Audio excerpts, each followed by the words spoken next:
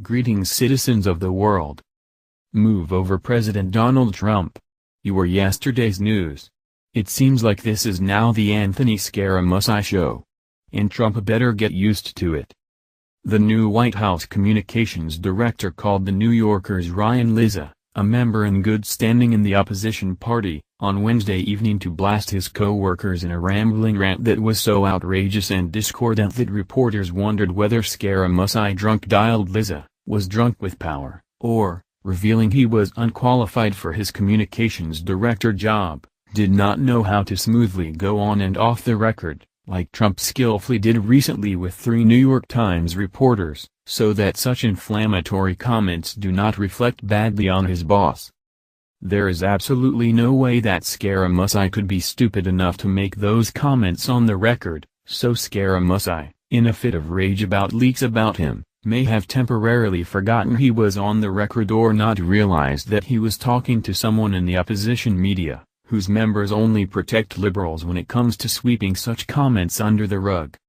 Regardless, his defamatory comments about Steve Bannon, the White House's chief strategist, will only ensure that the story will be all about Scaramucci again.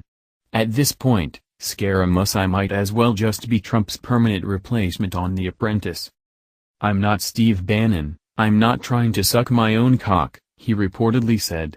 "I'm not trying to build my own brand off the fucking strength of the president. I'm here to serve the country."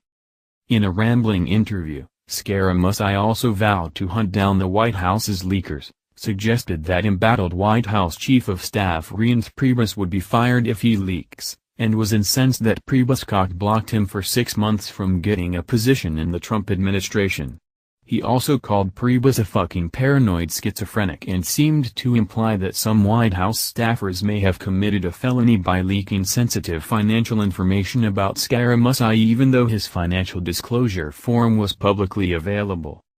It is also interesting that Scaramucci had nothing bad to say about globalists Jared Kushner, Gary Cohn, and Dinah Powell during his rant. Scaramucci also called a member of the opposition party when he was seething because details about his dinner with Sean Hannity, President Donald Trump, and First Lady Melania Trump leaked.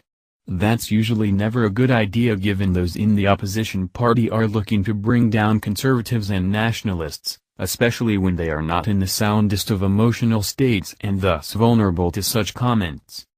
His comments about Bannon also sound like someone falsely hating in another person what he secretly may hate about himself.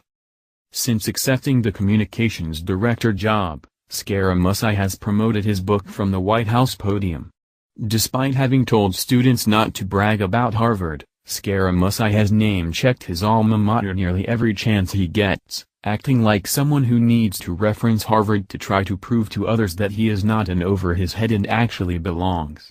Scaramucci, the ultimate self-promoter and brand builder, also ran the SALT conference, which is a wannabe Davos-style conference that brings together globalists and members of the permanent political class from the DC swamp to hobnob and self-perpetuate. Legacy media reporters have also mocked Scaramucci for vowing to crack down on leakers given that he was reportedly known as the go-to leaker for those seeking info from Mitt Romney's and Jeb Bush's campaigns. "I sometimes use colorful language. I will refrain in this arena but not give up the passionate fight for a real Donald Trump's agenda." #MAGA, Scaramucci tweeted on Thursday evening. But Scaramucci's reckless interview raises serious concerns about whether he may accidentally put Trump and members of his administration and family in legal limbo since every word that is spoken by Trump's team will be parsed endlessly. In addition, Stephanie Ruhle, one of the savviest tankers around when it comes to Wall Street and someone who obviously knows even more about the financial industry than she publicly reveals, said on Thursday evening that Scaramucci's comments may make it more difficult for him to sell off his hedge fund firm to Chinese investors, which is a deal he must seal and get approval for in order for Scaramucci to officially work in the White House. If Scaramucci is tarnishing his brand at the moment when it needs to be the most spotless and pristine, then imagine the disregard he will have for Trump's brand, which Trump has built up over his lifetime. If Trump thinks that Scaramucci's outbursts will damage Trump's brand for the long haul, he may see Scaramucci as a gamble that is not worth taking.